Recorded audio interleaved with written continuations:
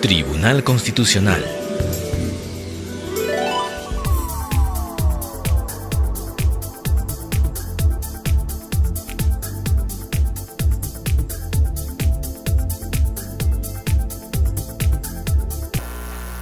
Lima, 26 de septiembre del 2013, audiencia pública de la Sala Primera del Tribunal Constitucional, presidida por el doctor Juan Francisco Vergara Gotelli e integrada por los señores magistrados Fernando Calle Jayén y Ernesto Álvarez Miranda. Secretaria de Sala, doctora Yanet Otárola Santillana.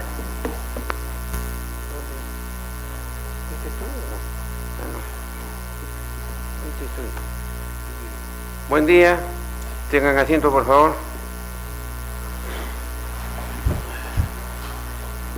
Señorita relatora, denos cuenta de las causas que están para hoy día.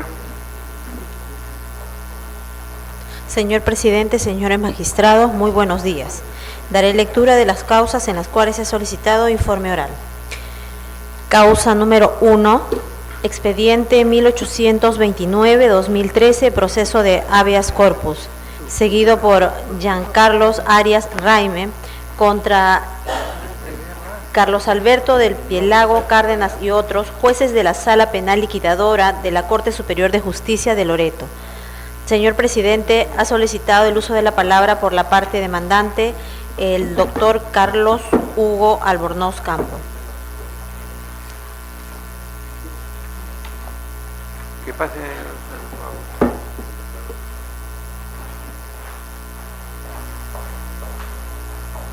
Señor abogado, ¿tiene usted el uso de la palabra? Muchísimas gracias, señor presidente, dignos magistrados de esta primera sala del Tribunal Constitucional. Señores magistrados, los hechos que voy a exponer para hacer la introducción al asunto datan de un día, martes 20 de julio del año 2010, en que mi patrocinado, el beneficiario de este proceso de habeas corpus, Giancarlos Arias Raime, es intervenido por la Policía Nacional del Perú, con participación del señor representante del Ministerio Público, pues en su condición de oficial de mar segundo del Cuerpo de Guardacostas, habría solicitado la suma de 200 soles al responsable de la motonave, la embarcación fluvial Edwin León, por haber incurrido en una infracción administrativa que le podría haber significado el pago de una multa de 1.500 nuevos soles. Mi favorecido, Giancarlos Arias Raime, en todo momento ha negado los hechos que se le imputan. La Policía Nacional del Perú, al momento de elaborar el atestado policial, califica el delito, conjuntamente con el señor titular de la acción penal, el fiscal provincial en ese entonces, en delito contra la administración pública cometido por funcionario público en su modalidad de cohecho pasivo impropio. Esa calificación, ese tipo penal, es el que subyace tanto en el atestado policial, en la denuncia fiscal y luego en el auto apertorio de instrucción, cohecho pasivo impropio. Se hace se estructura toda la defensa técnica en razón justamente a ese tipo penal. La defensa que se asume para poder preservar que mi defendido tenga todas las garantías de un debido proceso se centran exactamente en ese tipo. Elevado el informe final del juez instructor, el juez especializado del tercer juzgado penal de Maynas, llega a manos del señor representante del Ministerio Público, el fiscal superior, quien califica de manera errónea el delito como cohecho pasivo propio, tipo que nosotros no habíamos hecho ninguna defensa. Y además, entre los dos hay un quantum de pena distinto. Por lo tanto, al momento de iniciarse el juicio oral, un día como hoy, hace un año exactamente, 26 de septiembre del 2012, la señora fiscal superior adjunta le pide a los demandados en esta acción de habeas corpus que aclare la figura. Efectivamente, la sala acepta esa aclaración, porque si el fiscal superior en lo penal se equivoca, la sala debe tener una correlación con todo lo que se ha instruido y todo lo que se ha investigado. Entonces, señores magistrados, la sala, luego de que nos permite una defensa técnica en ese sentido y donde nuestra presunción de inocencia se mantiene, porque el Estado, ante esa presunción de inocencia, tiene que probar, tiene que demostrar que mi patrocinador es culpable, pero tiene que hacerlo bajo un tipo legal determinado. Entonces la sala que nosotros contra la que hemos interpuesto el recurso constitucional, condena a mi patrocinado Giancarlos Arias Raime por el delito de cohecho pasivo propio, pese a que hasta los alegatos finales nosotros habíamos sostenido de que eso no era el tipo correcto. Se le condena a 6 años de pena privativa de libertad, cuando el mínimo legal para el impropio es de 5 años. Entonces, nosotros hemos dicho que aquí se ha vulnerado el debido proceso en su vertiente de obtener de la judicatura una sentencia fundada en hechos que se han evaluado, se han analizado, en hechos que se deben haber probado. Decimos que hay una vulneración al derecho de defensa, y es una vulneración directa, plena, no es un invento. Decimos también, y aquí lo repito, señor presidente, señores magistrados, de que el tema pasa porque este digno tribunal puede ingresar a ver una causa ordinaria civil o judicial, perdón, siempre y cuando exista vulneración, como en el caso presente. Y eso también ha quedado demostrado en una sentencia emitida por ese tribunal, la sentencia 1230/2002, en la cual con claridad se dice: procede una acción de garantía constitucional si la sentencia que se emita en un proceso ordinario penal se expide con desprecio o inobservancia de las garantías judiciales mínimas. Si nosotros decimos la denuncia presentada ante la policía de Punchana en Maynas, en Loreto, trata de un supuesto cohecho, pues ese tipo debe de primar, no el señor juez de primera instancia en este recurso habeas corpus declaró fundada el habeas corpus. Señores magistrados, y aquí voy a terminar, ese juez constitucional que amparó nuestro habeas corpus era un juez supernumerario. A los pocos días de haber emitido esa sentencia lo destituyeron, lo cesaron, dejaron sin efecto su designación. El señor presidente de la sala que ha emitido esta resolución ya tiene un tema de observación por parte del Poder Judicial de la OCMA, porque él viene con una suspensión de 9 meses. Entonces, casos similares de una especie de arbitrariedad no pueden pasar, señor presidente, señores magistrados. Por ese motivo, yo les pediría que declaren fundado el recurso de agravio y se haga en todo caso justicia constitucional. Muchas gracias. Vista la causa, queda el orden. Causa número 10, expediente 1937-2013, proceso de habeas corpus, seguido por William Peña Fuentes contra el fiscal provincial de la Tercera Fiscalía Provincial Penal de San Juan de Miraflores. Señor presidente, solicita el uso de la palabra por la parte demandante, el doctor José Humberto Abanto Verástegui. Tiene la palabra, señor abogado. Señor presidente, señores magistrados, venimos en este recurso de agravio constitucional a solicitar que el Tribunal Constitucional controle la actividad del Ministerio Público. En esta línea que el propio tribunal estableció en el habeas corpus Cantuarias, que señala que es posible controlar la actividad del Ministerio Público cuando se desarrolla con desprecio de los derechos fundamentales de las personas. Y esta posición coincide con la línea que el tribunal está señalando respecto de los derechos a la comunicación previa y detallada de la acusación, a la concesión del tiempo y los medios necesarios para la preparación de la defensa y al derecho de defensa propiamente dicho. ¿Qué sucedió en este caso? Una persona, un trabajador, un obrero, levanta para hacer un trabajo de tarrajeo en una fachada, levanta un andamio de casi 4,5 metros o 5 metros, se iza sobre él sin arnés sin ningún medio de protección, sin casco, sin ningún medio de protección, con una regleta de aluminio de 4 metros. Y entre el trabajo que está haciendo gira y se acerca a una línea eléctrica de media tensión de 10.000 voltios. Las líneas de media tensión generan un arco electromagnético de 30 centímetros de radio, señorías, o sea, 60 centímetros de diámetro, y lo atrae, provoca una descarga y el trabajador cae, queda hospitalizado y 2 años después fallece. Los familiares denuncian al servidor de Luz del Sur encargado del mantenimiento de las redes por lesiones culposas. Según ellos, había una violación de la distancia mínima de seguridad y entonces debió haberse puesto mangas, cubierto con aislantes la red de media tensión.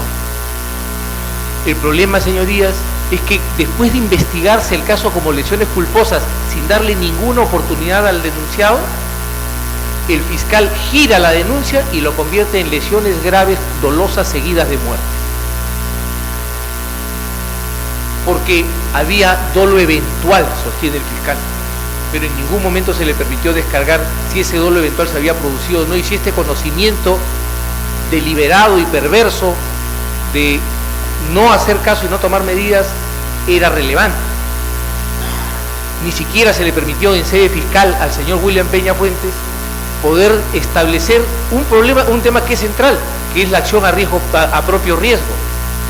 Si en este momento, señorías, yo me parase en la baranda, me columpiase y la baranda cediese, el responsable penal no es el jefe de mantenimiento del Tribunal Constitucional. Soy yo por desarrollar una acción temeraria que produciría en 1000 lesiones o la muerte. Y este es un tema, entonces, en el que el fiscal cae perfectamente en el precedente del caso Cantuarias, que es cuando el fiscal malévolamente gira los hechos para perjudicar la posición del investigado y complicarla innecesariamente. Y esta conducta, señorías, que viola el principio de interdicción de la arbitrariedad, debiera ser controlada, porque el efecto que tiene es la apertura de un proceso penal y el dictado de medidas coercitivas por la gravedad de la acusación que se levanta, que pudo haber sido fácilmente contestada en sede fiscal. Cierto es, señoría, que el tribunal ha dicho varias veces que una vez que pasamos al proceso penal, estas cosas pueden ser subsanadas, pero yo quiero hacerles una pregunta, señoría. ¿En verdad es justo que una persona pase a un proceso penal sin causa probable por capricho del fiscal? En verdad, el proceso penal no es un vínculo, no es un lazo que se le establece a una persona que la obliga a comparecer, aún en el caso de la comparecencia simple, al solo llamado del juez, sob riesgo de ser después privada de su libertad. Es importante, señorías, recapacitar sobre lo que significa la libertad personal, porque yo vengo impulsando, tratando de persuadir al tribunal de que tome la interpretación sobre la libertad individual que la Corte Constitucional colombiana ha señalado en el sentido de derecho a no ser objeto de molestias injustificadas. Y un ciudadano, una persona honorable, un trabajador, un ingeniero, se ve sometido a unas restricciones producto de una actuación malévola del fiscal que ustedes van a poder comprobar en el expediente. Y esto podría ser controlado, señorías. Y con este control evitar que en adelante el Ministerio Público crea que el artículo 159 de la Constitución es el único artículo que hay en la ley fundamental y se dé cuenta de que antes del 159 están al artículo 1, 2 y 3 de la Constitución. Y además el 138, inciso 3, que establece el debido proceso.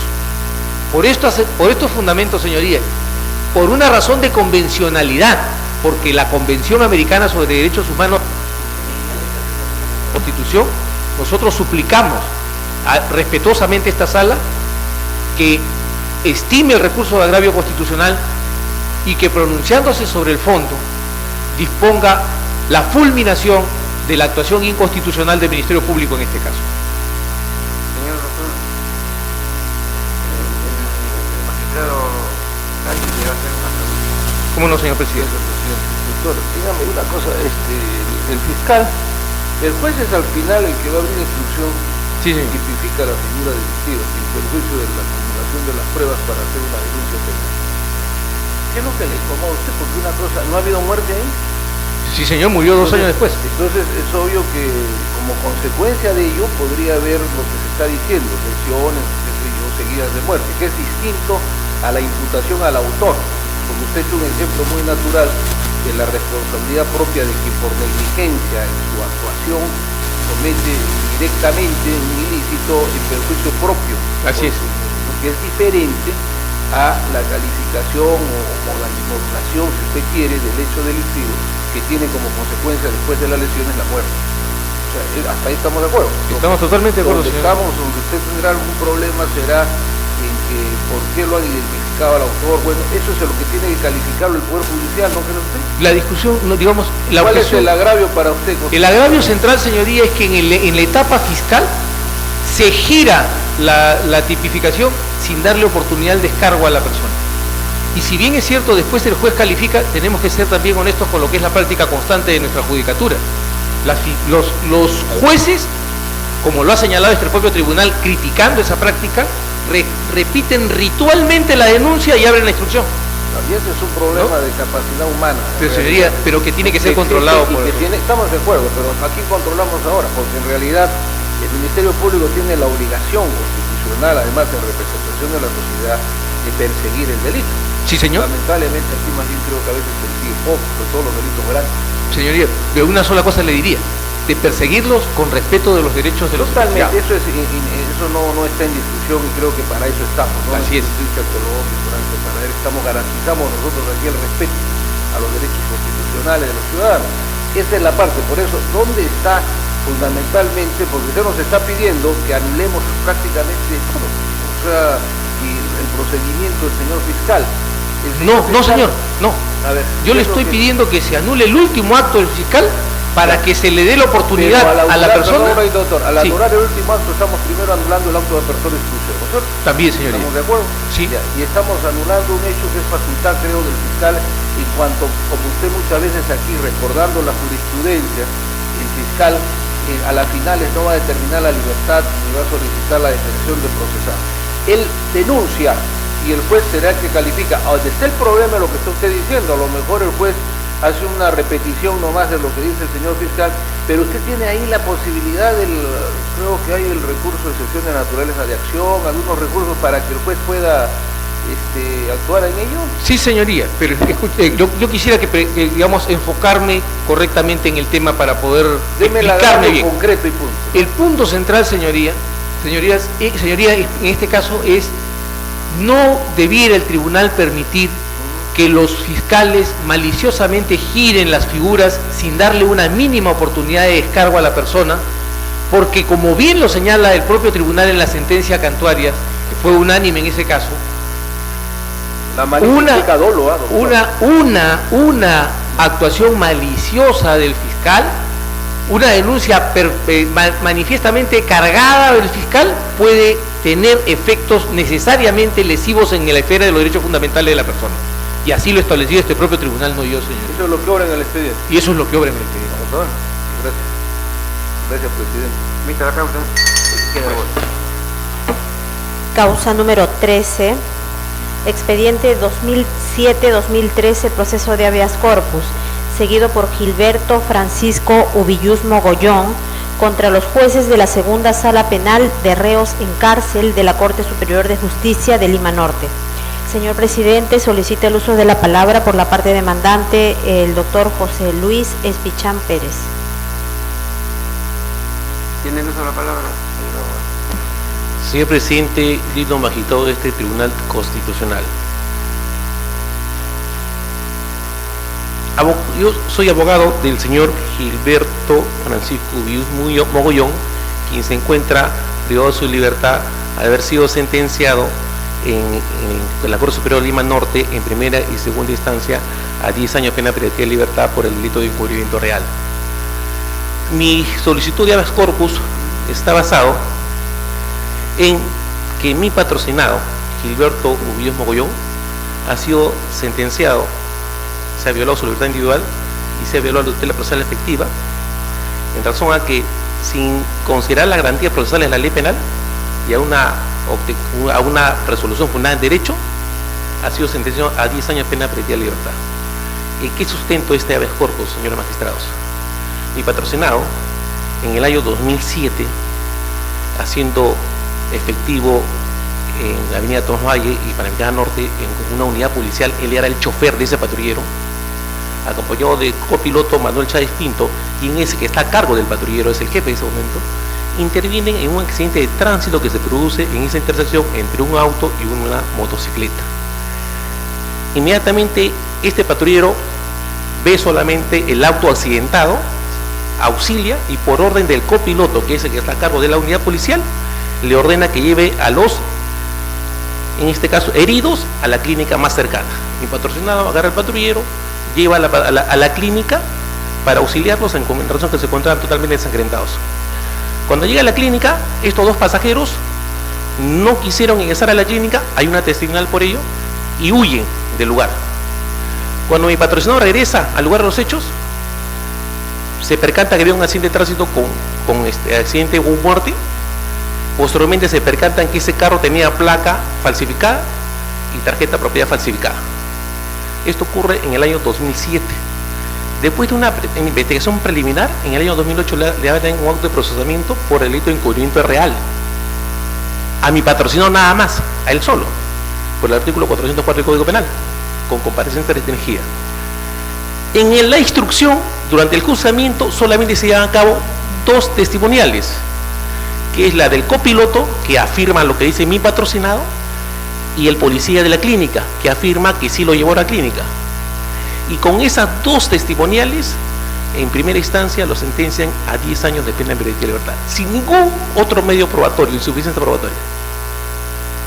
Posteriormente interpone recurso de apelación y la sala confirma por mayoría los 10 años, pero lo más subjetivo que puede ver en esta sentencia, en el considerando 5.5, los vocales llegan a esta conclusión, dice, bajo la premisa, y pone un interrogante, ¿es creíble la manifestación del policía Ubius Mogollón que no se percató del accidente? Cierra paréntesis y responde, no es posible.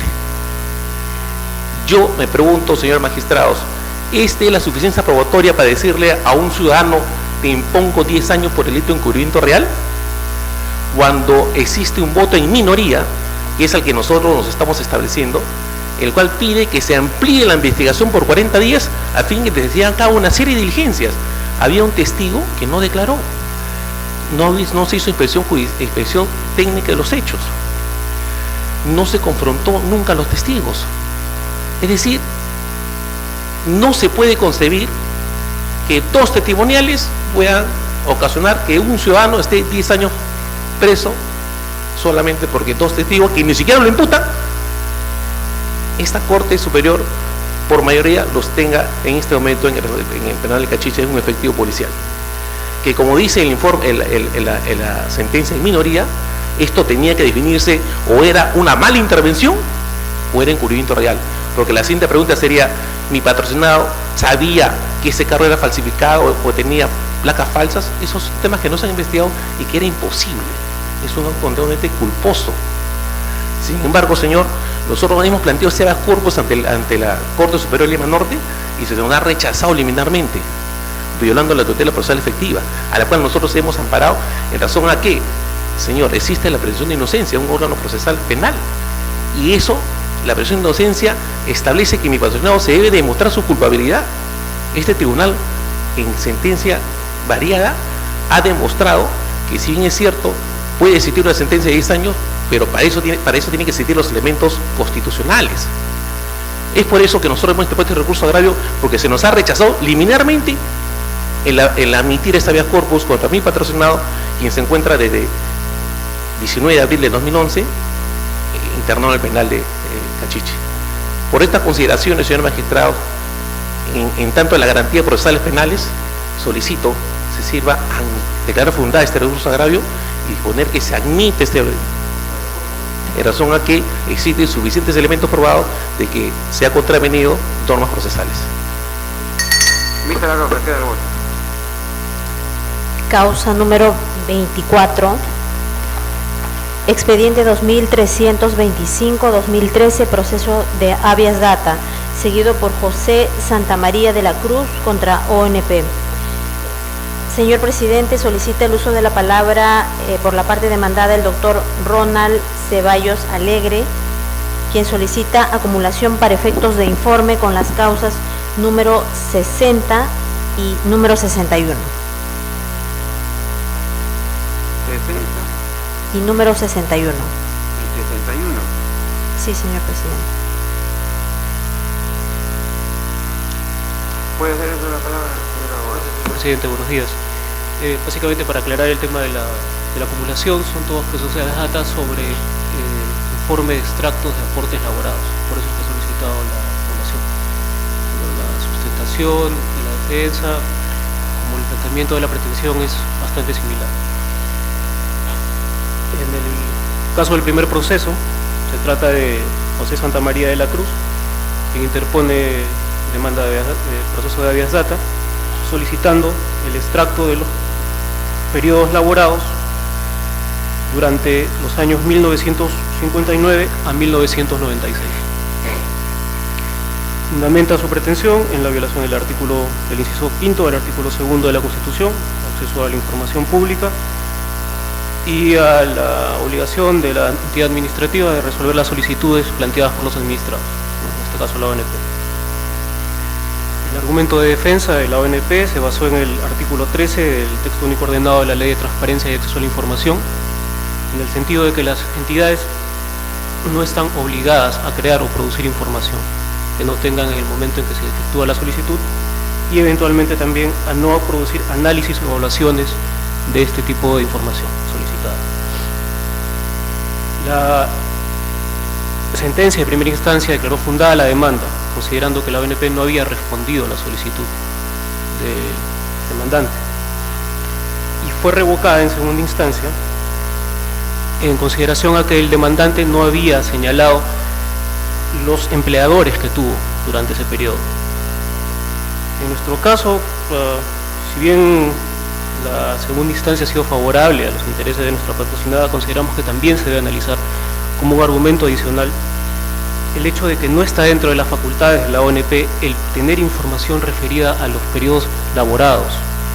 En todo caso, la información que tiene la ONP dentro de sus archivos es respecto de los aportes que han declarado tanto los empleadores como los trabajadores, y en todo caso proceder a la evaluación y verificación de estos aportes una vez que se ha iniciado el procedimiento de solicitud de pensión.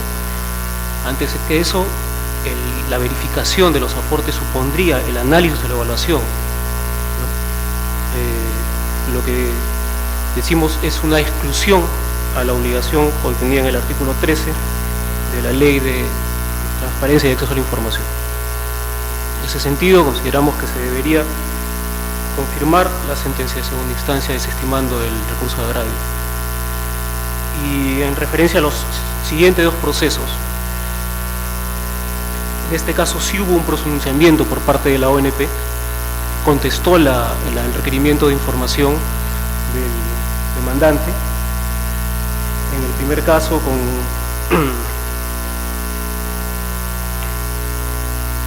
un informe de fecha 21 de junio del 2012, en el segundo caso con un informe también de fecha 21 de mayo del 2012, donde detalladamente señala los aportes que tiene registrados tanto en sus archivos físicos como en sus archivos lógicos, lo que son Orcinea, que es un registro en el que todavía se llevaban físicamente los registros, porque no existían los medios informáticos con los que se cuenta ahora, y el sistema de cuenta individual de empleadores y asegurados, y el sistema de cuenta individual de empleadores y asegurados ya administrado por la SUNAT, ¿no?, cuando se le encargó a esta entidad la recaudación de los aportes previsionales.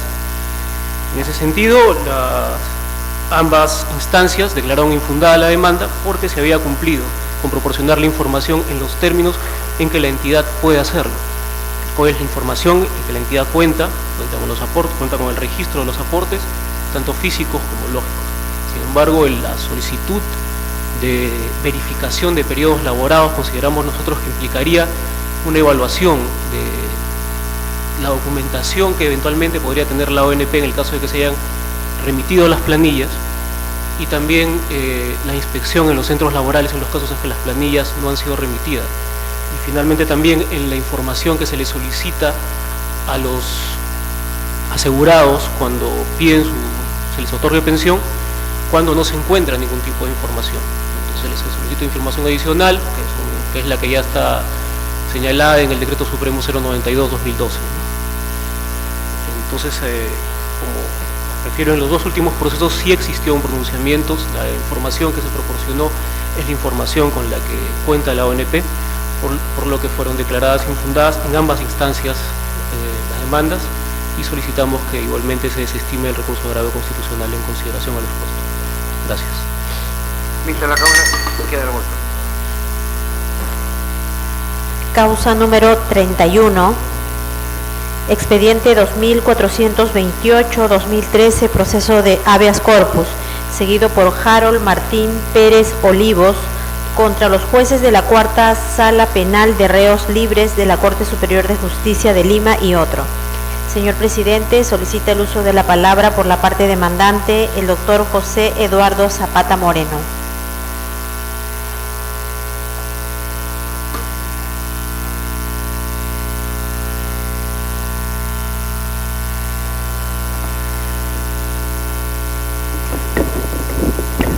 Voy a hacer uso de la palabra, señora abogada.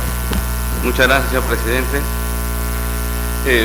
Mi presencia acá en este momento es por la defensa del señor Harold Martín Pérez Olivos, por considerar que se ha vulnerado los derechos fundamentales en el debido proceso conexado a la libertad individual de mi patrocinado.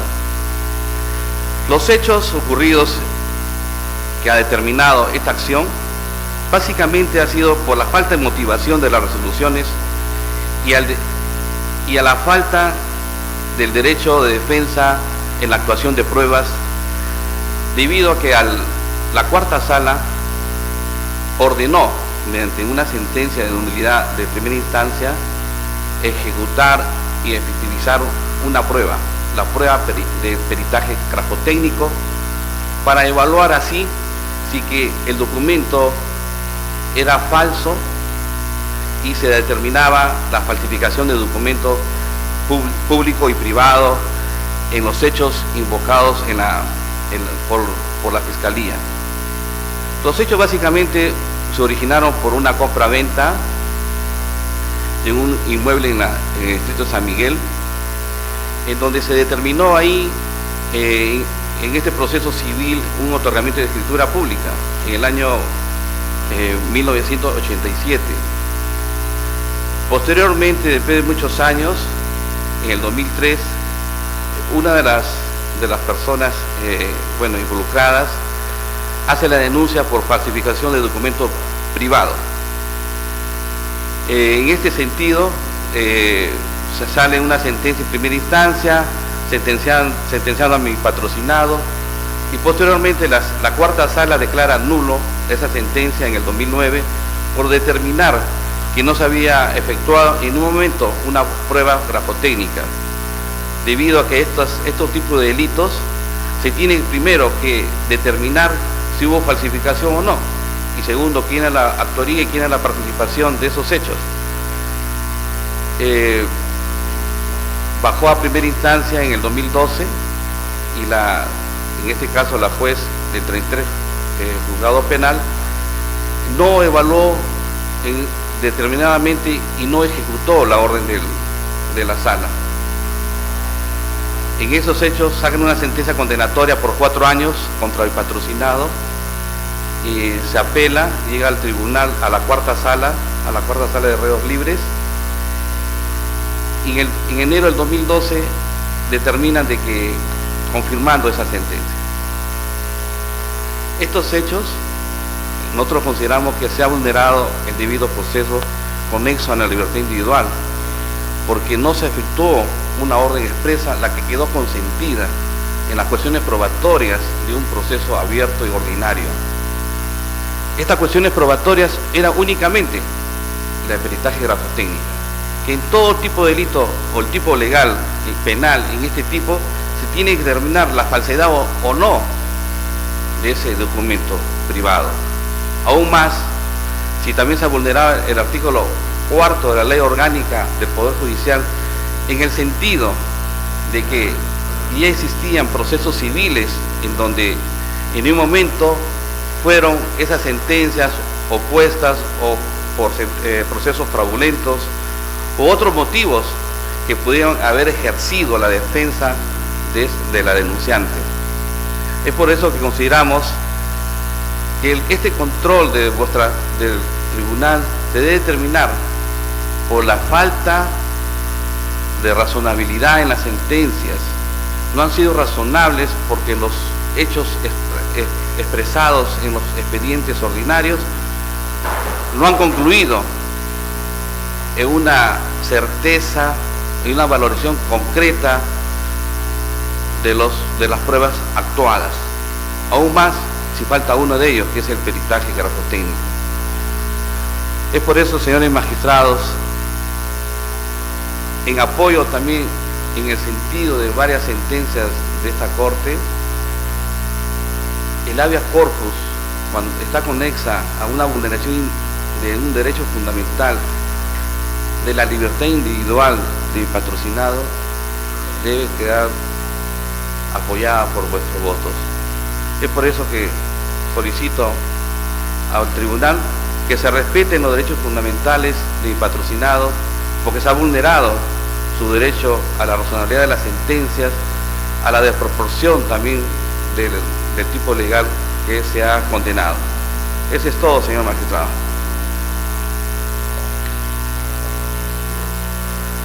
¿Viste la causa? Causa número 33, expediente 2466-2013, proceso de amparo, seguido por Carlos Alberto Delgado Segarra Bayón, contra el fiscal de la Sexta Fiscalía Superior Penal del Distrito Judicial de Lima. Señor presidente, solicite el uso de la palabra por la parte demandante, el doctor Eduard García Navarro. Tiene uso de la palabra, señora abogada. Señor presidente, señores magistrados, la defensa del señor Carlos Delgado Segarra Bayón, parte demandante del presente proceso, solicita respetuosamente se declare fundada la demanda de amparo interpuesta contra la Sexta Fiscalía Superior Penal de Lima en atención a su resolución del 19 de marzo. El motivo y objeto de la presente, señor presidente, señores magistrados, es que esta resolución del fiscal superior es una expresión del abocamiento indebido de una causa que no le compete, que es justamente pronunciarse sobre la formalización, sobre la denuncia o el archivo del delito de violación de domicilio, de la cual mi patrocinado es agraviado. Para entender el caso, señor presidente, señores magistrados, en un contexto de denuncias mutuas entre el señor Carlos Delgado Segarra Bayón y la señora Faré Carrasco, la 21 Fiscalía resolvió, archivando los delitos denunciados por ambas partes, a excepción de un delito, el delito de violación de domicilio. La 21 Fiscalía advirtió que sobre este delito existen elementos indiciarios de cargos suficientes para formalizar denuncia. Sin embargo, siendo este delito pasible de un trámite de principio de oportunidad, siguió el trámite de la investigación programando las audiencias respectivas y declaró el archivo de los demás delitos. La señora Faré Carrasco interpone la queja respectiva con respecto a los delitos que denunció y sobre ese extremo envía queja, sube a la Sexta Fiscalía Superior, la misma que confirma el archivo de las denuncias de esta señora. Aquí viene el acto que consideramos vulnerador de los derechos respectivos. Ante el pedido posterior y después de haber perdido competencia de la Sexta Fiscalía Superior sobre el tema de queja, la señora Faré le solicita a la Sexta Fiscalía se pronuncie sobre el delito de violación de domicilio. No obstante que paralelamente seguía un trámite de principio de oportunidad ante la 21 Fiscalía. Ante esa situación, la Sexta Fiscalía Superior Penal se pronuncia declarando también el archivo sobre el delito imputado de violación de domicilio. Advertirán entonces, señores magistrados, que la resolución, esta última, de 19 de marzo, afecta principios y derechos del debido proceso, del principio de la interdicción a la arbitrariedad y seguridad jurídica. En un control de amparo, como se estableció en las sentencias del caso Glazer, Katz y el caso Causa Temoche, no se puede permitir que un organismo como el Ministerio Público, que tiene actividad de rango constitucional, se vaya a actos arbitrarios o ejerza actos contrarios y caprichosos, vulnerando el principio de la interdicción a la arbitrariedad. Lo que sucede en este caso es que la Sexta Fiscalía ha abocado indebidamente a una causa que no le corresponde. Y esto en flagrancia clara, porque era la 21 Fiscalía la que seguía el trámite en relación a la imputación del delito de violación de domicilio. Y se sustenta en base a dos argumentos claros. Uno, la Sexta Fiscalía Superior, en base al artículo 12 y 94 de la Ley Orgánica del Ministerio Público, se pronuncia ante queja de resoluciones de archivo de denuncia. Violación de domicilio no había sido archivado por la 21 Fiscalía, la había declarado más bien como un delito que indicios de cargos. Lo que pasaba a continuación era un trámite de principio de oportunidad. Sin embargo, la Sexta Fiscalía Superior se pronuncia sobre ese extremo. Y por otro lado, la Sexta Fiscalía Superior ya había perdido competencia al pronunciarse sobre la confirmación de los archivos de los delitos denunciados por la señora Faré. ¿Qué tenía que hacer luego y pronunciarse sobre un delito que no le competía? Por esas razones, señores magistrados, y habiéndose advertido la vulneración de los principios invocados, la defensa del señor Carlos Delgado Segarra Bayón solicita respetuosamente se declare fundada la demanda de amparo. La defensa concluye. Lista la causa, queda abajo. Causa número 42, expediente 2666-2013, proceso de habeas corpus, seguido por Eric Gianfranco Stucchi Arce contra los jueces de la Sala Penal de Apelaciones de la Corte Superior de Justicia de Sullana. Señor presidente, solicita el uso de la palabra por la parte demandante el doctor Roger Eric John Ruesta. Tiene uso de la palabra. Muy amable.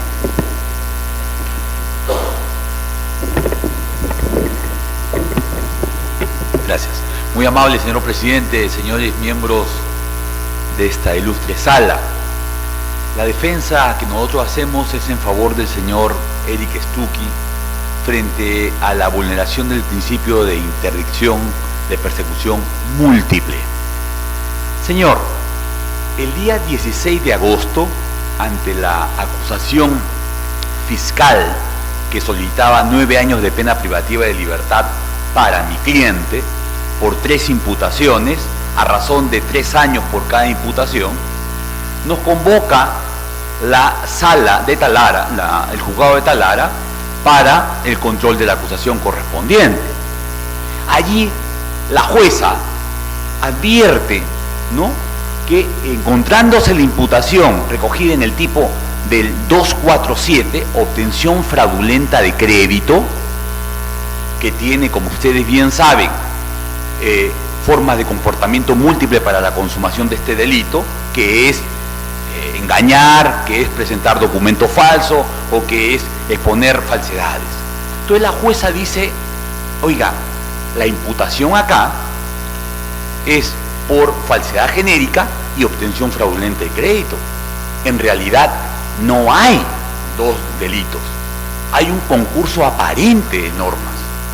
Y emite la resolución 17, ¿no? Y en la resolución 17 dice, habiendo concurso aparente de normas, se vulnera el ne bis in idem, sobreséase el delito de falsedad genérica y subsista el delito de obtención fraudulenta de crédito. Acto seguido, pregunta a los agraviados que no se han constituido en parte civil y le dice, señores, al momento de ver la prueba y ver que ustedes han presentado, dicen que se han presentado facturas y documentos falsos que están en su poder y que ustedes han dicho desde el inicio del proceso de investigación preliminar inclusive que estaban en su poder y que lo iban a presentar para la pericia grafotecnia correspondiente, entonces, señores, ¿dónde están esos documentos? Porque hasta el día de hoy, según vemos en el expediente, se le ha dado un plazo, se le ha dado un plazo adicional, se le ha dado un plazo extraordinario y no presentan los documentos originales para que la otra parte, nosotros, podamos hacer la defensa correspondiente. Entonces, frente a este requerimiento, no encuentran, y dice, señor, emite la resolución 18, y dice, frente a la ausencia de pruebas de cargo idónea para poder pasar a juicio, archívese también esta otra imputación. La parte agraviada impugna y nos vamos a Sullana. Y en Sullana, el día 13 de diciembre del año próximo pasado, la Corte de Sullana emite una resolución que es materia, señor, de nuestro pedido de que se declare fundado el habeas corpus y que se vuelva a emitir otra resolución, porque en realidad vulnera el principio de motivación interna. ¿Qué es lo que dice esta resolución? Señores, en efecto, hay un concurso aparente de normas. No es posible que se dé acá dos imputaciones, solamente hay una. No hay concurso real como lo dice y lo sostiene el Ministerio Público y solicita 6 años de pena privativa de la libertad. No, muy bien, me dieron la razón. No. ¿Pero por qué? No, porque no se puede sobreseer.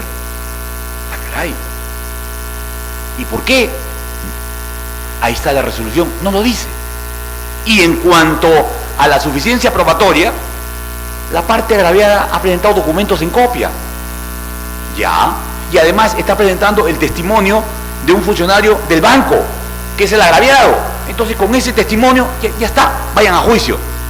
Entonces, señor, ¿cómo nos vamos a juicio cuando hay una persecución múltiple, hay una sobredimensión de la imputación que tiene que ver con la pena solicitada por el Ministerio Público?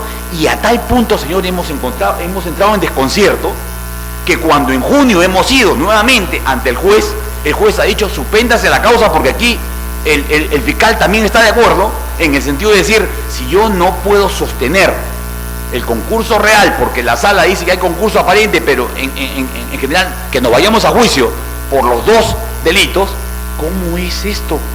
¿Qué pido? ¿Pido 3 años o pido 6 años? Entonces el juez lo que ha hecho es suspender para que nosotros podamos discutir esto y se emita una nueva resolución, porque en estos términos, señor, como comprenderán, no es lo mismo, en primer lugar, pedir 3 años que pedir 6 años, que afecta directamente a la libertad de mi cliente, y en segundo lugar, decir de que nos vayamos a un juicio en donde no voy a poder contradecir la imputación. ¿Por qué? Porque me están poniendo a un supeditado del banco, en única prueba, y a copias que la propia parte agraviada no quiere presentar, y por ello, señor, entonces nos encontramos en una situación. Va a hacerle una pregunta, señor abogado. Por favor. Gracias. El magistrado Calle. Gracias, presidente. Doctor, dígame primero, ¿hablamos de un concurso real de delitos o un concurso ideal de delitos? ¿Qué es lo que está en juego ahí? Un concurso real es lo que ha pedido que se suman las penas, señor, sí. Segundo, ¿en qué estado se encuentra la causa? Suspendida, señor. Suspendido el proceso por eso. Sí, señor. ¿Quién va a suspender, el juez? El juez. ¿En espera de qué? En espera de que es inejecutable esta resolución, señor, porque el juez no sabe cómo mandarnos a juicio, con qué pruebas. Y señor, esa actitud, esa resolución, que da la impresión que no lo ha satisfecho, ¿qué ha motivado de reacción suya, independientemente de este habeas corpus, en la parte ordinaria? ¿Se ha quedado contento con que ella suspéndase, la otra parte también? no, la otra parte ha impugnado la resolución a la sala de Sullana, a la misma sala que emitió esta resolución. Bueno, entonces, señor. ¿Y la sala de Sullana qué ha resuelto o está en giro esta apelación? No ha resuelto, todavía está en giro, señor. Está en giro. Sí. Porque ordinariamente habría que ver qué dice esa sala con respecto a esa actitud del juez, que no ha entendido su resolución por lo visto, no sabe qué hacer, ¿no? Eso es lo que está sucediendo.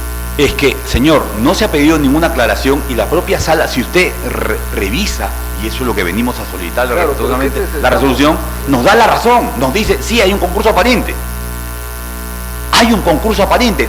No es una discusión de un tema dogmático, si concurso real o no. Nos dice. La justificación está en la justicia ordinaria. ¿Cuál es el agravio para usted constitucional? O sea, ¿qué quiere que nosotros resolvamos, suponiendo dentro del marco constitucional?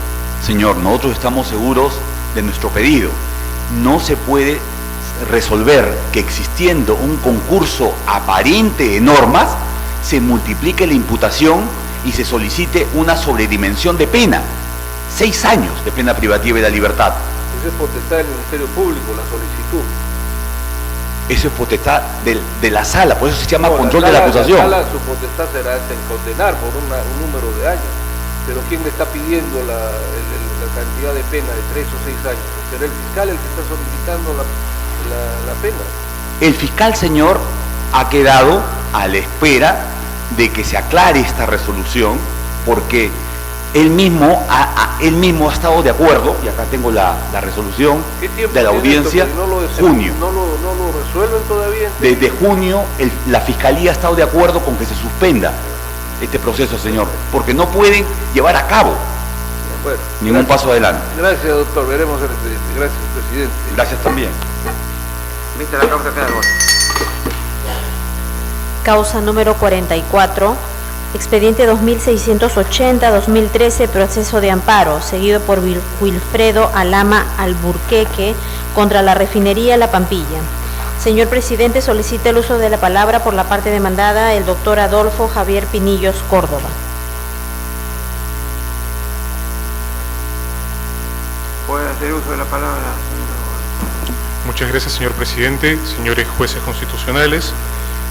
Vengo en representación de mi patrocinada refinería La Pampilla a solicitarles se sirvan declarar infundado el recurso de agravio constitucional interpuesto por el señor Wilfredo Alama Alburquerque. En este recurso, el señor Alama pretende cuestionar la resolución dictada por la Sala Mixta de Ventanilla, que confirmó la decisión de primera instancia que ampara nuestra excepción de prescripción extintiva. En buena cuenta, lo que ha determinado tanto el juzgado mixto de Ventanilla como la sala respectiva es que el demandante había interpuesto su demanda de amparo excediendo el plazo previsto en el artículo 44 del Código Procesal Constitucional, es decir, más allá de los 60 días hábiles. Los fundamentos están detallados en ambas resoluciones y específicamente se cita lo siguiente, que efectivamente, tanto en la demanda y de la declaración asimilada que surge de la propia demanda, el demandante habría sido despedido con fecha 19 de diciembre del 2011. Incluso existe también una constatación policial que obra como anexo 1J de la demanda, en la cual también se deja constancia de la declaración del recurrente respecto de cuándo habría sido su supuesto ingreso de trabajo hacia mi patrocinada y cuál habría sido la fecha de cese, también identificándolo como fecha 19 de diciembre del 2011. Sin embargo, la demanda recién fue interpuesta el día 23 de marzo del 2012, es decir, 66 días después de que se habría producido el supuesto despido incausado que pretende alegar. Señores magistrados, el demandante señala simplemente que las vacaciones judiciales habrían imposibilitado la presentación oportuna de su demanda. Sin embargo, después de lo que ha señalado el propio juzgado y la propia sala, no ha habido ningún impedimento, no ha habido suspensión de plazos, no ha habido suspensión de actividades del Poder Judicial que haya impedido justamente la interposición de esta demanda. Y es por estas razones que tanto primera como segunda instancia han declarado fundada nuestra excepción de prescripción, las mismas que pedimos tener en cuenta al momento de resolver este recurso de agravio constitucional al declararlo infundado. Causa número 45, expediente 2686-2013, proceso de habeas corpus, seguido por Percy Hugo Carlos Orellana contra Tania Janet Abad Jaime. Señor presidente, solicita el uso de la palabra por la parte demandante el doctor Leonidas Martín Carpio Pinto.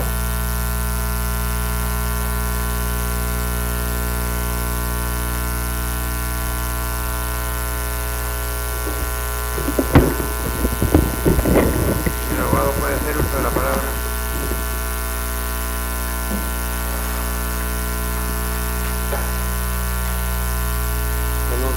Señor presidente, señores magistrados de este tribunal, vengo a sustentar las razones de hecho y de derecho por las cuales solicito sea revocada la venida en grado y procediendo conforme a ley se declare fundada mi pretensión que sustenta el recurso de habeas corpus que presentamos acá. Fundamentalmente los derechos involucrados en esta causa son tres. Estamos hablando de la violación de domicilio, estamos hablando de la libertad de tránsito y estamos hablando por consecuencia del debido proceso. Resumiendo, son los derechos que están involucrados en el asunto. Los hechos son concretamente los siguientes. En el marco de un desalojo llevado a cabo en un conjunto habitacional, se realiza un acto arbitrario y además violatorio, es decir, mi patrocinado no estaba con orden de desalojo. Sin embargo, obra en el expediente tomas fotográficas en donde obviamente sufrió, pues, por ejemplo, el embate del propio desalojo sin haber tenido mandato alguno de lanzamiento. Es decir, no solamente en realidad un desalojo.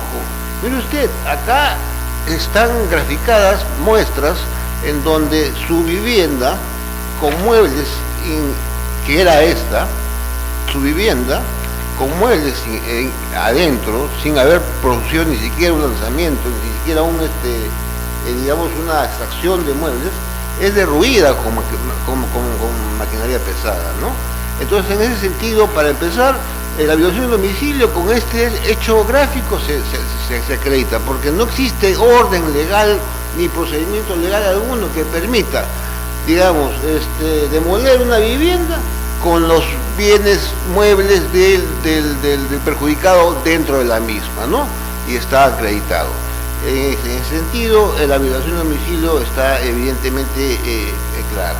En cuanto a los elementos vinculantes a la libertad de tránsito, en efecto, se acredita y se acredita fotográficamente cómo dejan el lugar, es decir, lo dejan prácticamente intransitable, es decir, levantan zanjas, levantan de algunas canales, rompen líneas internas de agua, rompen líneas internas de electricidad, de corriente, para hacer que toda esa zona sea inhabitable. Y de esa manera, propiciar pues que mi patrocinado tenga que salir del área, no obstante que no tenga un mandato judicial sobre el particular. Ahora, obviamente tenía un propósito, ¿no? Porque obviamente esto obedeció a que el demandante en este caso era el representante de la empresa Ferrovías Central Andina, es decir, que haciendo uso de los derechos de concesionario de transporte ferroviario de Lima a Huancayo, porque los hechos se sucedieron en Huancayo, pretendía pues recuperar parte del campamento que había sido en su momento albergue de los trabajadores de ENAFER en el tiempo antes del tiempo de la concesión. Hasta ahí los dos elementos que de alguna manera se vulneran directamente a la libertad personal en la modalidad de violación de domicilio y de libertad de tránsito, porque no podía entrar mi patrocinado a su vivienda.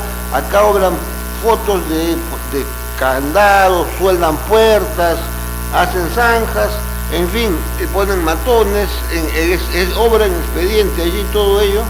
Acá usted puede ver cómo derruyen una vivienda, la vivienda del patrocinado, y con los muebles adentro. Ni siquiera se dan el trabajo de retirarlos, más aún no habiendo orden judicial en esa época, ¿no? Sí, esto lo hacen obviamente con el propósito de amedrentar. Hasta ahí de alguna manera estaríamos conformando ya una violación directa de los derechos vinculados a la libertad que justifican la vía del amparo. Sin embargo, el debido proceso entra en este caso de una manera muy importante, ¿no? Es decir, el accionante de estos procesos que fueron sucesivos contra los distintos habitantes de este lugar donde se albergaban en campamento los trabajadores de NAFER, resulta ser pues la representante legal de Ferrovías, la concesionaria. Sin embargo, resulta ser que esta concesionaria ya no lo es. Es decir, esta concesionaria empieza los juicios en el año 2010. Sin embargo, como obra en autos acreditado, el año 2009 había dado en usufructo la concesión. La concesión otorgada por el Estado peruano a Ferrovías Central Andina fue otorgada en usufructo, señores. Bien inmueble registrado, obra en el expediente, usufructo a la compañía Interseguro, Compañía de Seguros de Vida S.A. Es decir, la empresa Ferrovías entrega los bienes de la concesión, los bienes inmuebles de la concesión y está obrando registrado en usufructo. Es decir, yo digo, sí, la concesión, como bien el Tribunal Constitucional lo ha desarrollado de una manera perfecta, constitucionalmente hablando, ¿no? Desde la jurisprudencia de las regalías hasta ahora poco, la concesión es una licencia para explotar un bien con restricciones severas contenidas en un contrato. En realidad es un elemento magnífico para poder desarrollar los recursos naturales, recursos públicos que de alguna manera tienen que tener, por las limitaciones que tiene el Estado de desarrollar la actividad económica, tienen que tener una canalización específica. En ese sentido está perfecto. Sin embargo, cuando se hace mal uso de una concesión, y por ejemplo, Ferrovías obtiene, en base a una licitación pública internacional, una cesión, hasta por ejemplo una opción de fideicomiso, en fin, pero lo que no puede hacer es la unión que el Estado con el concesionario tiene, que es en un contrato plasmada, darla sin autorización del Estado en usufructo a un tercero, porque este tercero no tiene relación contractual con el Estado y en consecuencia no tiene obligación de seguir las normas que toda concesión, como licencia que da el Estado, regulada y destinada exclusivamente a la explotación de un bien, debe de proceder. Entonces, entre ellas, luego de haber dado en usufructo, Ferrovías sigue actuando como si fuera el concesionario y empieza a demandar. ¿Tiene legitimidad alguien que ha cedido el derecho por el cual solicita la restitución de un bien para poder accionar y luego en efecto lograr la desocupación de los inmuebles? Yo creo que no. Obviamente ahí llevó a error a los magistrados. Estos hechos se descubrieron con posterioridad, porque obviamente, como comprenderá, una concesión que en realidad, bueno, en este caso es un fruto del Callao hasta Huancayo, que son más o menos, ¿son cuántas? 1.800 hectáreas de están cedidas en usufructo por 30 años por $142.000, ¿no? ¿A qué empresa? A la empresa Interseguro, Compañía de Seguros de Vida S.A., ¿no?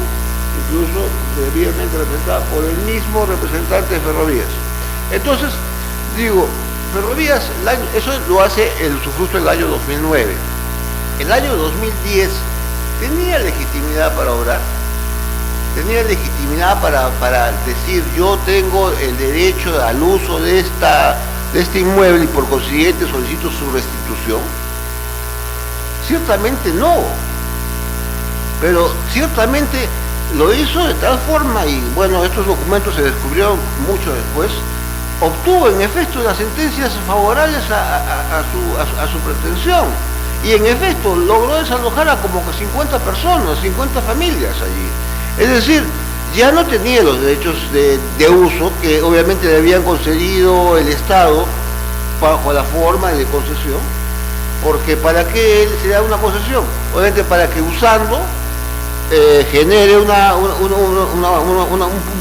producto, y ese producto pues obviamente disfrute, ese es el negocio. Ya el tiempo, doctor.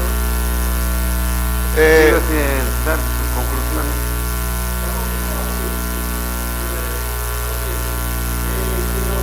Contra disminución de domicilio y patrocinado están acreditados. Se ha derruido su casa sin haber mandato judicial y con maquinaria pesada. Que el derecho a la libertad de tránsito y patrocinado también está acreditado, por cuanto se le ha puesto zanjas, se le ha puesto están acreditados en el documento, se le ha impedido el ingreso al inmueble por todos los medios. Se le ha cortado el agua, la luz, todo lo demás, ¿no? Y en tercer lugar, el debido proceso. Es decir, todo esto lo ha hecho una empresa que además no tenía ningún derecho, no tenía legitimidad, no tenía, digamos, posibilidad de ejercer el don de demandado, porque no tenía el derecho de uso necesario para poder incoar un desalojo. Y entonces ahí está definitivamente vulnerado el derecho al debido proceso. Causa número 64, expediente 3095-2013, proceso de habeas corpus, seguido por José Alberto Luza Canales, contra el juez del segundo juzgado penal de Los Olivos de la Corte Superior de Justicia de Lima Norte y otro. Señor presidente, solicita el uso de la palabra por la parte demandante el doctor Jesús Alfredo Reyes Cáceres.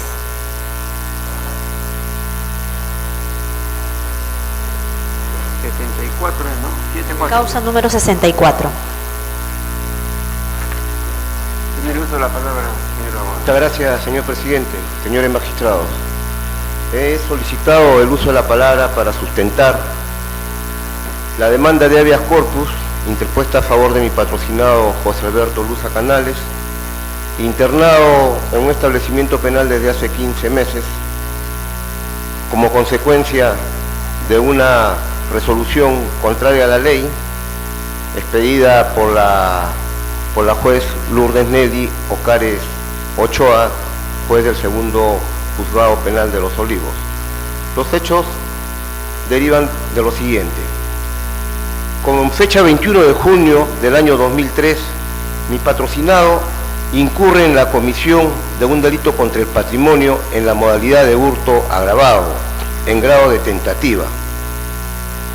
Como consecuencia de ello, con fecha 11 de enero del año 2007, se expide sentencia y se le condena a 2 años de pena privativa de libertad, la misma que es sustituida por una pena limitativa de derechos, imponiéndosele 104 jornadas de trabajos comunitarios. Esta sentencia queda consentida con fecha 22 de enero del año 2007. Posteriormente, casi 4 años después, concretamente el 11 de noviembre del año 2011, el 9 de noviembre del año 2011, se pide una resolución mediante la cual se requiere a mi patrocinado que cumpla con la sanción que se le ha impuesto. Y posteriormente, con fecha 18 de mayo del año 2012, se pide una resolución mediante la cual se revoca la sentencia en el extremo de que se le había impuesto los trabajos comunitarios y se hace efectiva los 2 años privativos de libertad. Los fundamentos que se piden en la resolución era que la pena todavía no había prescrito, por cuanto prescribía, según los fundamentos de la juez, en un plazo de 6 años.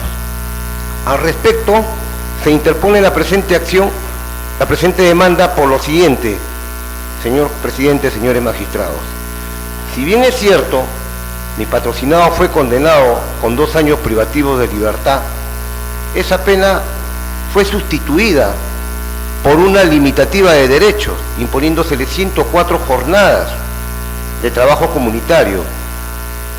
Esta pena, a tenor de lo que prescribe el penúltimo párrafo del artículo 80, prescribe a los 3 años después que la sentencia ha quedado firme, a los 2 años, y en un plazo máximo a los 3 años. Vale decir que al año 2010, mi patrocinado, la pena impuesta a mi patrocinado ya había prescrito. Cuando a él se le hace el requerimiento, habían pasado casi 4 años. Se le hace el requerimiento con fecha 9 de noviembre del año 2011 y se hace la revocatoria, se pide la revocatoria con fecha 18 de mayo del año 2012. Promovida la demanda constitucional de habeas corpus, en primera instancia la juez declaró infundado nuestro pedido, aduciendo de que la resolución materia de este proceso se encontraba arreglada a derecho. Impugnado ante la Sala Superior revoca esta resolución de primera instancia y la declara improcedente. Improcedente bajo el argumento de que el artículo 4 del Código Procesal Constitucional señala lo siguiente, que proceden las demandas de habeas corpus cuando contra las resoluciones judiciales firmes, cuando se violan manifiestamente la tutela jurisdiccional efectiva.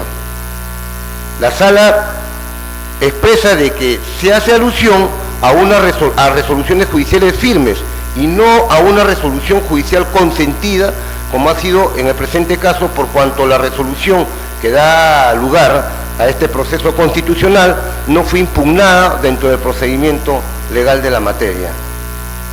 Nosotros cuestionamos ese parecer de la Sala y recurrimos ante este honorable tribunal a fin de que se corrija esa irregularidad y se declare procedente la demanda interpuesta, por cuanto consideramos que se ha violado el debido proceso, porque ya esa pena está prescrita a tenor de lo que señala el penúltimo párrafo del artículo 80. Es más, aún así, habiéndose expedido un requerimiento extemporáneamente o fuera del plazo legal, la magistrada del segundo juzgado lo que debería haber resuelto en definitiva es expedir una resolución de rehabilitación de pena, no pedir una resolución de revocatoria, porque ya legalmente no era permisible. Por esos fundamentos, señor presidente, señores magistrados, la defensa solicita con el mayor respeto se declare fundada nuestra petición. Vista la causa.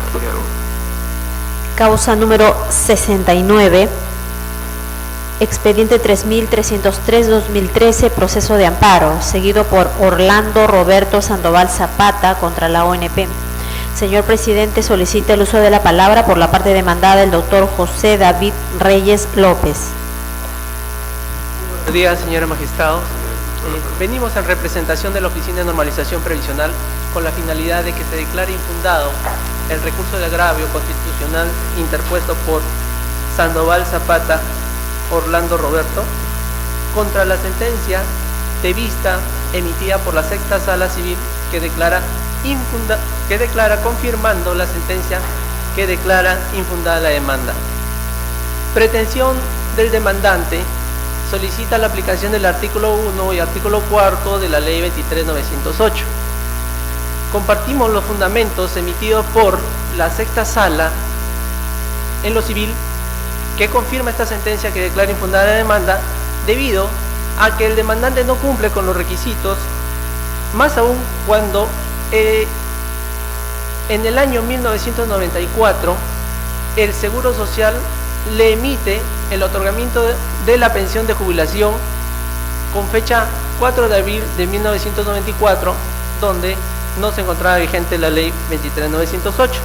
Más aún cuando el pensionista viene percibiendo una remuneración de 706.88 nuevos soles y además de que su pensión inicial sobrepasa lo establecido por la sentencia también del Tribunal Constitucional en la sentencia 5189. Es por esos fundamentos que venimos a solicitar a vuestro ilustre tribunal que se sirva a declarar infundado el recurso extraordinario interpuesto por el demandante. Vista la causa, queda de voto. Causa número 74, expediente 3455-2013, proceso de amparo, seguido por Helio Serafín Osorio Celis contra Alicorp. Señor presidente, solicita el uso de la palabra por la parte demandante el doctor Nilo Giovanni Orduña Alegre.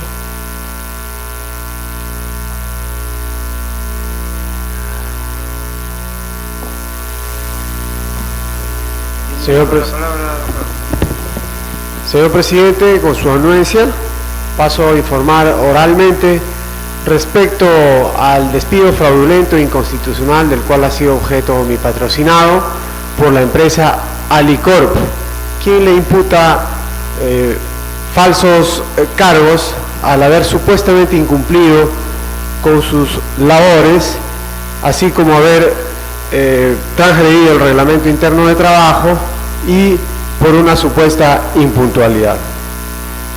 Hechos falsos que a continuación paso a detallar. Se debe tener en cuenta el contexto en el que ha sucedido todos estos hechos. Resulta que mi patrocinado se desempeñaba como operario de producción en la fidería de Alianza de la demandada. Las funciones que tenían estaban relacionadas esencialmente al registro y control y en la actualización e información de datos de producción. Resulta que el 15 de abril del año 2009, sus superiores le ordenan apoyar en el área de operación del silo para que éste observe todo el proceso de molienda, esencialmente para que verifique el nivel del silo, en donde se trituran, en donde se da todo el procedimiento de molienda de fideos. Es así que él se percata en aquel día de que se había atorado el silo y comunica a quien tenía la función específica del control de molienda.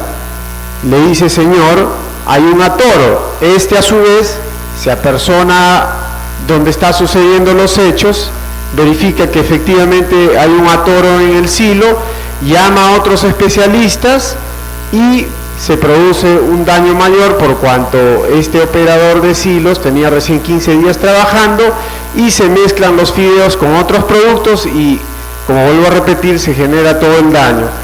Este hecho origina que quien estaba a cargo emita sus descargos y le echa toda la responsabilidad a mi patrocinado por supuestamente no haber verificado bien el nivel del silo. Posteriormente se le emite una carta de preaviso de despido, formula sus descargos y oportunamente él continuaba asistiendo a sus labores, y el 6 de mayo del 2009 ya no se le permite ingresar. 2 días después se le notifica con la carta que efectivamente había sido despedido. Estos hechos constituyen una forma fraudulenta de despedir a mi patrocinado y en consecuencia solicito que a través de la acción de amparo se le reponga a su puesto de labores. Causa número 90, expediente 3700-2013, proceso de amparo, seguido por Augusto Cipión Barrios contra la Superintendencia Nacional de Administración Tributaria, SUNAT y otro. Señor presidente, solicita el uso de la palabra el doctor Renzo Fabricio Tomás por la Procuraduría Pública de la SUNAT, el doctor Renzo Fabricio Tomás Díaz González, y también solicita el uso de la palabra el doctor Gino Romero Curioso por la familia Yaipen Quesquén, que es la parte codemandada. Causa número 90. 90.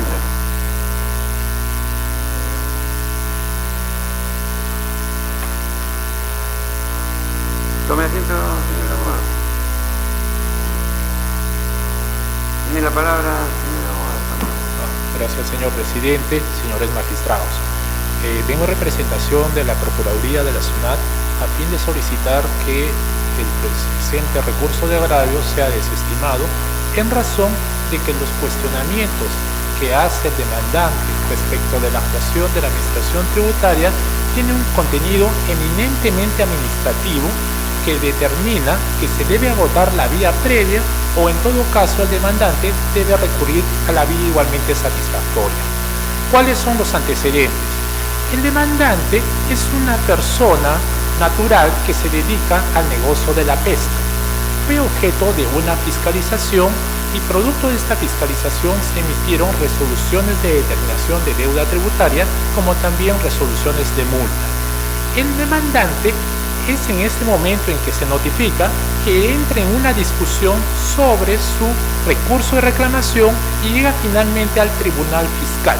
El Tribunal Fiscal encuentra una situación a raíz de la actuación del propio demandante de que había habido documentos que él no había firmado, entre ellos el supuesto recurso a reclamación. Entonces el Tribunal Fiscal ordena que se haga una pericia grafotécnica respecto de la firma que se había plasmado en ese recurso y ordena que todo se retrotraiga al momento en que se admitía el recurso de reclamo. Entonces la administración tributaria, ¿qué hace? Lo que hace es considerar un escrito que efectivamente había firmado el demandante, lo considera como recurso de reclamación y además evalúa los otros documentos que supuestamente el demandante no había firmado, pero con ello valida la fiscalización realizada y emite finalmente la resolución de cumplimiento del ordenado por el Tribunal Fiscal y determina la deuda tributaria actualizándola. Entonces, es en este momento cuando se emite esta resolución de cumplimiento que es ordenada por el Tribunal Fiscal y la SUNAT la cumple, cuando empiezan los problemas. ¿Por qué? Porque el demandante, el primer petitorio de esta demanda es que el Tribunal Fiscal no había cumplido lo ordenado por el Tribunal, que la SUNAT no había cumplido lo ordenado por el Tribunal Fiscal. En todo caso, del expediente se puede apreciar que la SUNAT cumplió con lo ordenado por el Tribunal Fiscal, le dio oportunidad de interponer el recurso de reclamación, validó los documentos presentados por el demandante, validó sus pruebas y resolvió finalmente. Ahora, el segundo cuestionamiento que hace el demandante en este proceso de amparo es que nunca se le notificó.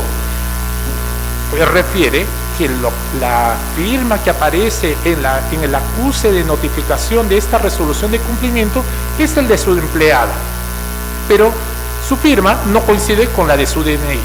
Entonces, la administración tributaria considera que esta notificación se ha llevado conforme al artículo 104 del Código Tributario, es decir, cuando va el notificador, toca la puerta, encuentra una persona capaz, la persona firma, el domicilio es cierto, por lo tanto la notificación es válida. Y mientras el demandante no varíe su domicilio procesal, ese, para todo efecto, se presume que es su domicilio. Por lo tanto, la notificación de esta resolución de cumplimiento se hizo conforme a ley. Entonces, el demandante no puede alegar su desconocimiento. Pero, ¿qué ocurre? El demandante, entendemos que hace este amparo para, en todo caso, suplir la falta de impugnación de esta resolución de cumplimiento. ¿Por qué? Porque ahora su otra pretensión en este presente proceso de amparo es que, como no se le ha notificado esta resolución de cumplimiento, entonces debe caer la cobranza coactiva, debe caer las medidas cautelares efectuadas, debe caer el remate que la administración tributaria ha realizado de uno de los bienes del demandante. Pero en todo caso, como lo hemos demostrado, la SUNAT cumplió lo ordenado por el Tribunal Fiscal. En segundo lugar, la SUNAT notificó correctamente esta resolución de cumplimiento y por lo tanto todas las medidas cautelares que realizó la SUNAT en este momento se han llevado conforme a ley.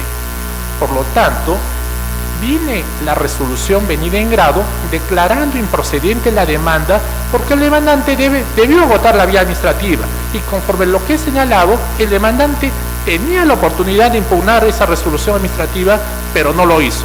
El demandante tenía para cuestionar vía contenciosa ante el Poder Judicial los recursos de queja que interpuso, pero no lo hizo.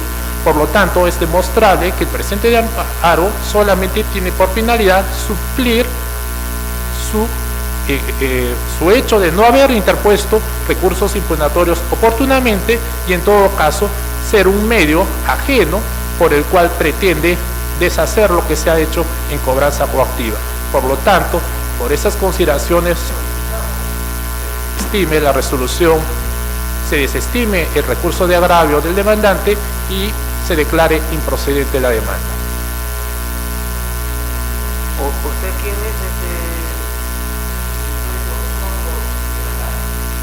Por lo demandado. Sienta, por favor.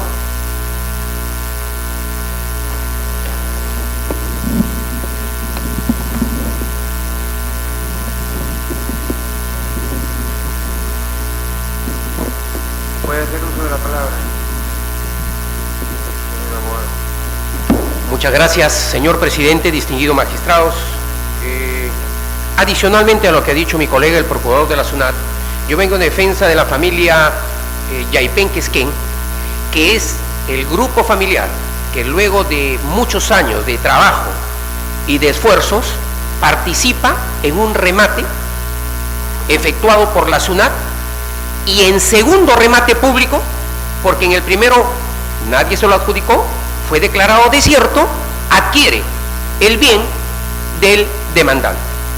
¿Qué es lo que ha sucedido rápidamente, señor magistrado, haciendo un esfuerzo de síntesis por el corto tiempo que nos dan? Básicamente, hace 4 años se produce el remate, luego de que la SUNAT, siguiendo todos los procedimientos que son conocidos, saca remate. La interrogante, reflexión o pregunta común es, sale el primer remate, ¿por qué no impugnó, no se opuso al remate? Sale el segundo remate, como en el primero nadie se adjudicó, ¿por qué recién después del segundo remate plantea esta acción de amparo? ¿Y cuáles son las evidencias, señor presidente y distinguidos magistrados, del mal accionar? Se trata de una persona que debe más de 200 millones de tributos a la SUNAT.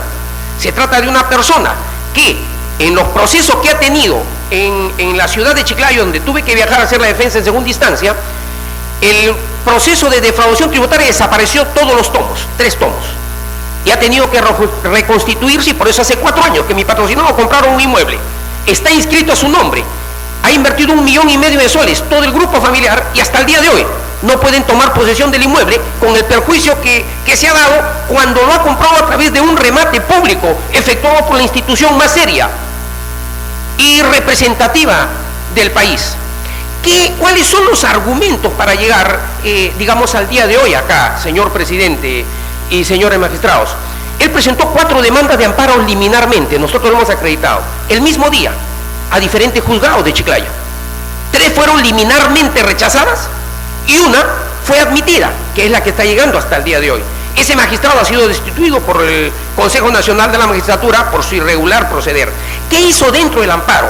Planteó una medida cautelar automática y mediante el cual suspendió, señor, el desalojo, suspendió la toma de posesión, pretendió impedir la inscripción del inmueble a nombre de mis patrocinados y ha suspendido y ha logrado durante 4 años evitar que se haga efectivo la cobranza de defraudación tributaria y de todos los impuestos. Es uno de los más grandes a nivel nacional que tiene. ¿Cuáles son sus argumentos? Dice, señor, que el cargo de la firma no es de él y que tampoco es de su empleada, a pesar de que aparece el nombre, porque no se parece a su DNI. Con ese argumento tan bajo, tan vano, señor presidente, cualquier contribuyente o cualquier persona que un empleado recibe una notificación, dice no es la firma y la anulo.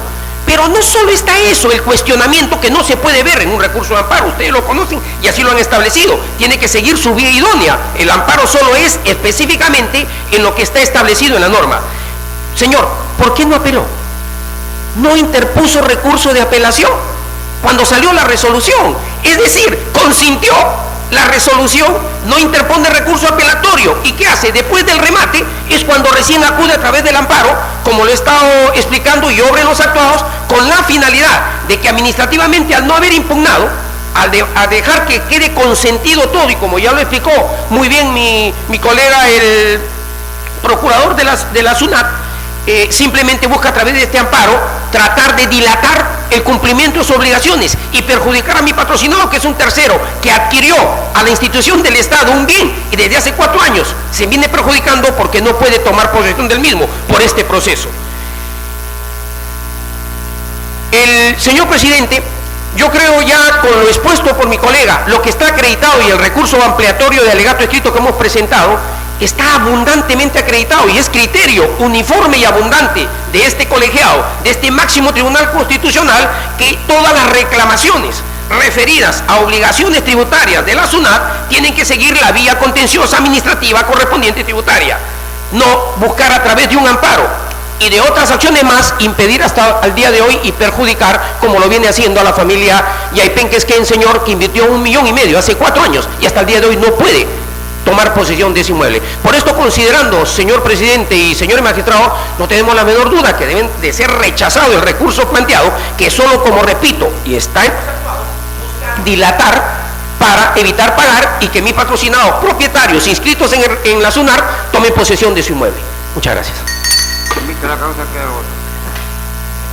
Causa número 118, expediente 3907-2013, proceso de amparo, seguido por Flora Flores Suárez, contra el Ministerio de Educación y otro. Señor presidente, solicita el uso de la palabra por la parte demandada, el doctor César Eduardo Venegas Gamarra, por la Procuraduría Pública de la Presidencia del Consejo de Ministros, quien solicita la acumulación de las siguientes causas. Las causas enumeradas del... Es el 118, ¿no? 118. Solicita acumulación con las causas numeradas del 119 al 121. Causas del número 123 al número 127.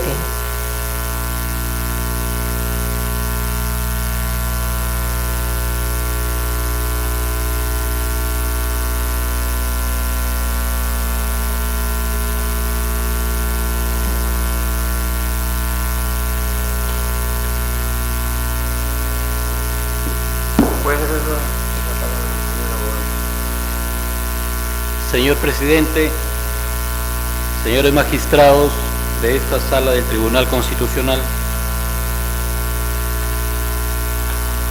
en representación de la Procuraduría Pública de la Presidencia del Consejo de Ministros, solicitamos en su oportunidad y dejamos constancia de haber sido atendidos para realizar el informe oral en relación a estas causas, que para los fines de este informe solicitamos se disponga la acumulación pertinente por tratarse de un tema que siempre lo consideraremos no solo sensible, sino de sumo impacto y trascendencia para el desarrollo de toda nuestra sociedad peruana.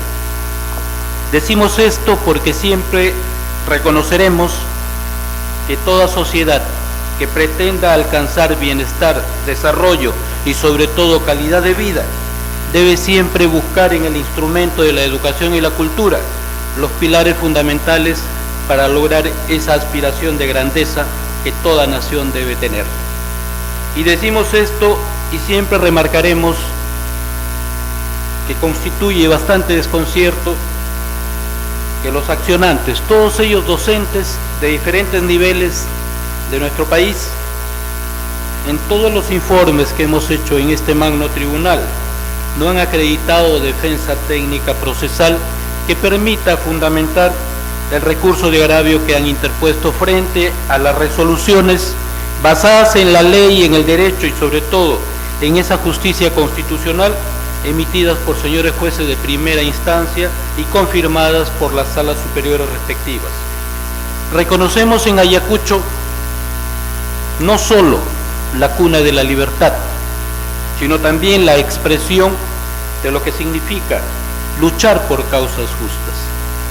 Empero, en esta circunstancia, los procesos de amparo que vienen en materia de agravio nos dan una circunstancia coincidente, cuestionan a través de esta vía excepcional, residual y de índole muy especial la aplicación de la Ley 29.944, Ley de Reforma Magisterial, por cuanto estiman los accionantes vulneran sus derechos constitucionales fundamentales. No precisan en detalle lo que exige todo proceso de amparo cuando se trata de afectar normas legales o, en el caso supuesto, normas infralegales. Que se evidencie la conculcación o la amenaza de vulneración a ese contenido esencial, a ese núcleo duro de todo derecho constitucional. Hacen generalidades, lo que significa cuestionamientos de naturaleza abstracta que evidentemente no son conducentes para esta vía de amparo. Ustedes, tanto en el Pleno de este Supremo Tribunal como en las diferentes salas, ya han emitido resoluciones declarando improcedente este tipo de amparos. Venimos en procura de siempre dejar constancia de nuestra gratitud y reconocimiento, porque solo con decisiones ajustadas a derecho estamos en condiciones de responder a esa exigencia ciudadana en esa procura de pacificación social, pacificación jurídica y sobre todo pacificación en busca de una sociedad que quiere, ojalá con paz, alcanzar esa justicia social. Por estas consideraciones, muy respetuosamente solicitamos se dignen desestimar el recurso de agravio constitucional presentado en estos procesos de amparo y oportunamente disponer el archivo de estos procesos.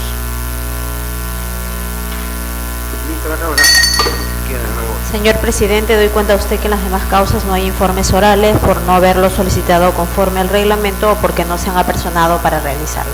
Lista la causa.